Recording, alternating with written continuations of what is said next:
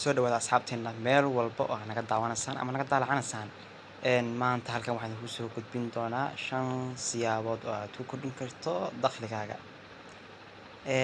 Marka koowaad haddaad rabtid inaad dakhligaaga iyo lacagtaada inaad kordhisayd waxaa u baahan tahay inaad furo ganacsi kuu gaara. Waa inaad leedahay ganacsi kuu gaara oo adigu aad maamulanaysid oo ka turjumaya jeebkaaga iyo lacagtaada iyo intaa haysid. Waa qodobka koowaad. Ku noqoshada madal waxbarasho. Haddii marka hore aad horay waxbarashada uga saaqiday ku noqo madal waxbarasho oo noqo qof aqoon iyo khibrad soo istifiida ilaa baajkaaga ilaa digrigaagana awood. Taas oo kuu sababi ka dhahay inaad noqotid qof dalbashada uga imaanaya dad kale oo doonaya cilmiga uu bartay in looga faa'iideeyay wax ku helaa in noqoto. Marka qayb ka mid ah weeyaan inaad madal waxbarasho ku noqotid oo qof wax bartay noqotid marka waxbaratidna aad ummadaada uga faa'iideysay adna ka istifiid. Ku samee lacag hiwaayadahaaga waxyaabaha aad jeceshahay ka samee lacag. Suppose waxaad jeceshahay qoraalnimada jeceshahay inaad wax qodid baad jeceshahay noqo qof wax qori karaa noqo. Qof wax ikhtirac buugaag qor articles qor haddii ilaahay ku roon yahay waxaad jeceshahay si kubadda loo ciyaaro leedahay muuji. Markaas waxaa sameyn kartaa dakhli kuu gaara ka samaysan kartaa.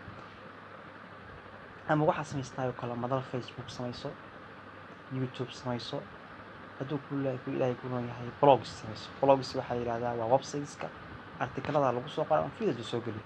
Raadi hab aad ku dhisto socodka dakhligaaga badan. Waxaa raadisaa hab aad ku dhistid waxa u socodsiina ay tahay inaad ogaatay inaad samaysid dakhli inaad samaysid. Waa inaad dhistaa madal ama aad ku dhistaa socodkaaga dakhliga si dadban waa inaad u dhistaa.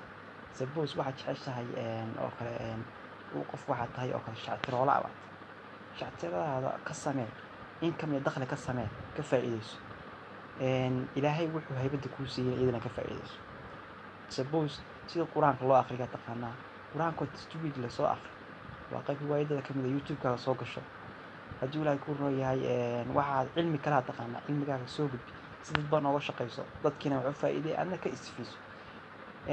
Qodobka shanaad oo aan ku soo gabagabeynay waxa weeyaan meel baa hadda ka shaqeysaa meesha aad ka shaqeysid booska aad joogtid mulkiilahaaga wax ka tabataa boos ka duwan inaad lagu geeyo oo taasoo kuu sababi karta inuu kordho dakhligaaga inuu kordho.